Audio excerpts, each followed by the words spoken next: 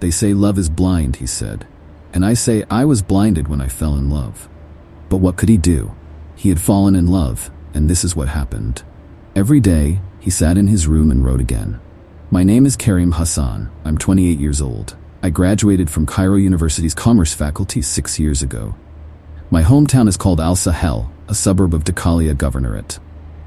Today, my marriage proposal to my beloved was rejected for the 8th time, and for the same reason."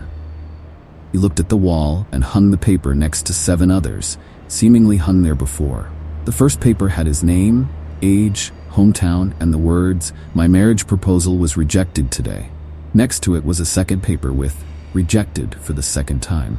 The third paper had his rejection for the 3rd time, and so on, until the 7th paper. He leaned back, looked up, and his memories took him back 6 years, when he was in his final year of university. Fate brought him together with Mona, a girl from his hometown, on their way from the village to Cairo University.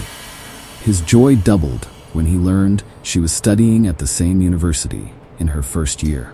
From that day on, their encounters became frequent, whether intentional or accidental. He was pulled out of his memories by a deep sigh as he looked at a large paper hanging on the wall below the 8 others. It read, "Rejected for the same reason. Mona's crazy father."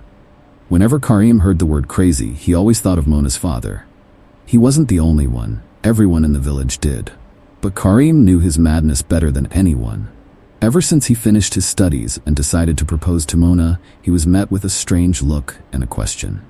"You want to marry Mona?" "Yes." He asked again, "What have you done in your life?"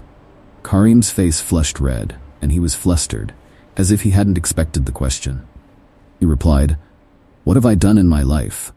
Well, I graduated from Cairo University's Commerce faculty.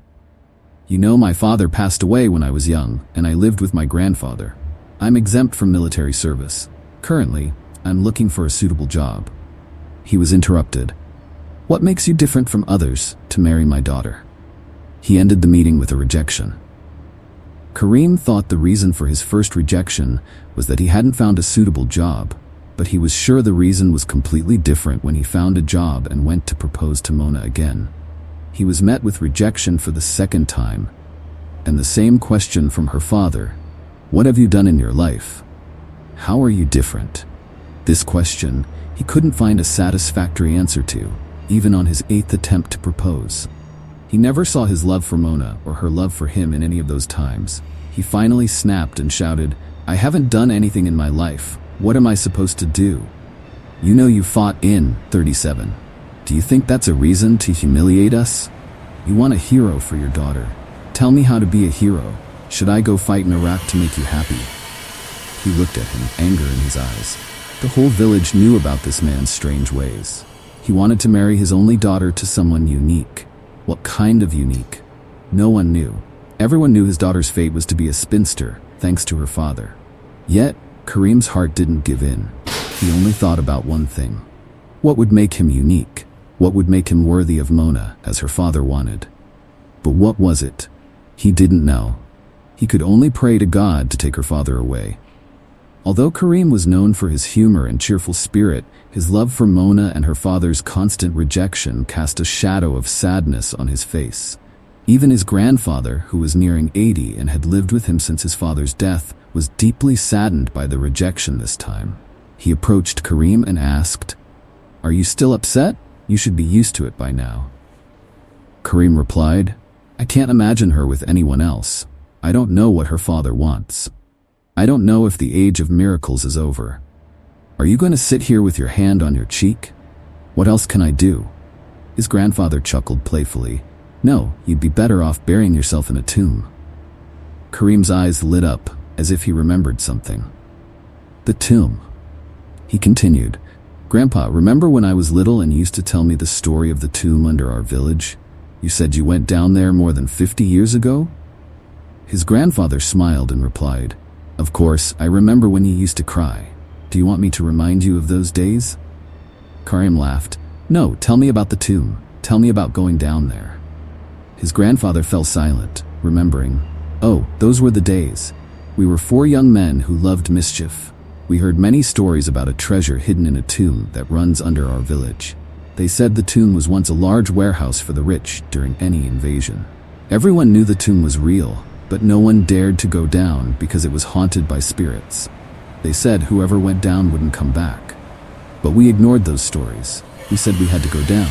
We knew the entrance to the tomb was in an abandoned house in the village. There was a large rock on the entrance. One night, we put our trust in God, went to the house secretly, and managed to move the rock. We started going down one after the other. Each of us had a kerosene lamp. After going down a long staircase, we found ourselves in a tunnel. We walked a few steps in the tunnel until we couldn't breathe. Suddenly, all the kerosene lamps went out at the same time. One of us screamed, "Spirit!" Then, everyone ran for their lives. We bumped into each other as we ran back out. Since then, no one has ever thought of going down there. Karim laughed. But it's a good memory. It's enough that you didn't go down, even if you ran away with your tails between your legs.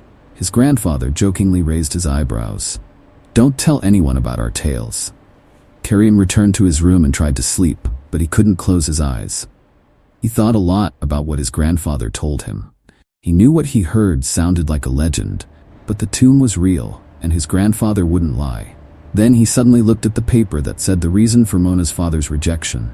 He wanted someone unique, someone who would accept his madness. He told himself, I won't marry anyone but Mona. If not, I won't marry at all. Then he raised his voice. What's wrong with going down the tomb?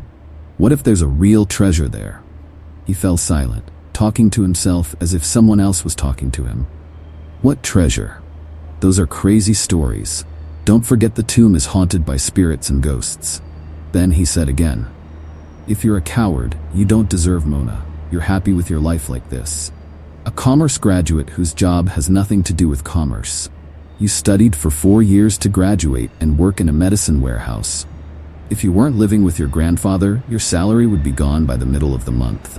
If you love Mona, prove it to yourself and to her. If you find that treasure, you'll be the most famous person in this village, in Egypt, in the whole world. If you don't find it, it's enough that you tried.